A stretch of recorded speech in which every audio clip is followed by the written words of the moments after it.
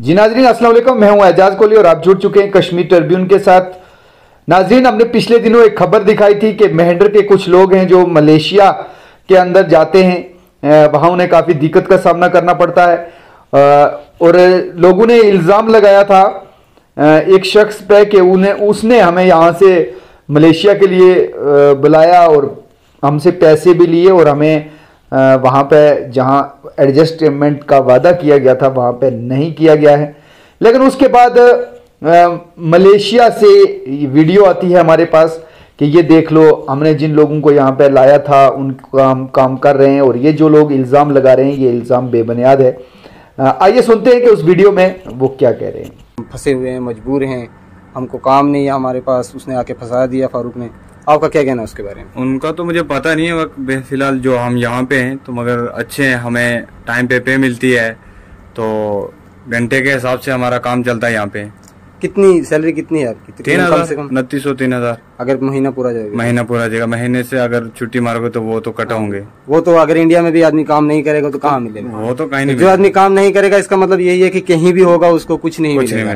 जो काम करेगा तो उसको जो काम करेगा तो मिलेगा। बाकी इंसान तो मेरे ख्याल से आपने इंडिया से तो यहाँ पे बेहतर इंसानियत है मेरे ख्याल से।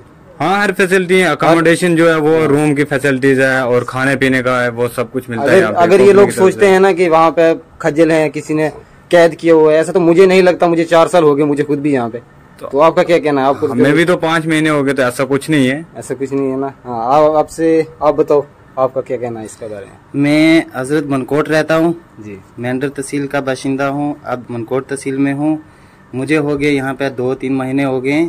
अल्हम्दुलिल्लाह बेटर फील किया मैंने आके यहाँ पे। कंपनी का बहुत अच्छा सिस्टम है, खाने के लिए भी कंपनी हमें प्रोवाइड करती है कैंटीन से सब कुछ, जिसका हमें कोई टैक्स नहीं देना पड़ता है, कोई उसका रुपया नहीं देना पड़ता है। हमारी जो सैलरी आती है उससे कोई कट नहीं होता है। सैलरी हमें मिलती है अगर एक दिन का 8 रुपये, 1 घंटे का 8 रुपये मिलता है। 12 घंटे हम अगर काम करते हैं 96 रिंगट मिलता है।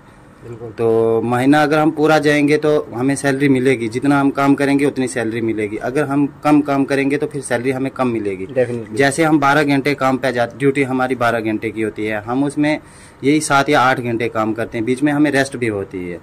तो कोई प्रॉब्लम नहीं है। रूम में आते हैं, रूम में भी अच्छी फैसिलिटीज है, AC वगैरह लगा हुआ है रूम में, पानी वगैरह सब हमें फैसिलिटीज मिलती है। खाना अगर कोई नहीं कैंटीन से खाएगा वो अपना भी प्रोवाइड करके खा सकता है। ड्यूटी पे आने जाने के लिए भी हमें गाड़ी कंपनी की ही मिलती है, उसमें यूनिफॉर्म भी कंपनी की मिलती है, सब कुछ सिस्टम कंपनी का ही है। हमें बचत जो मिल जाती है हमारी वो 3,000 के लगभग नज़दीक आ जाती है सैलरी हमारी। तो ये जो फारूक भाई पे जो इल्ज़ाम लगा रहे हैं लोग, केस कर रहे हैं लोग, मीडिया में बता रहे हैं, वो है। लेकिन देखो, जैसे हमें बताया था वहाँ से, हमारे वहाँ जब मैं घर से निकला था तो मुझे बताया गया था कि आपको 3,000 के नजदीक यहाँ सैलरी मिल जाती है।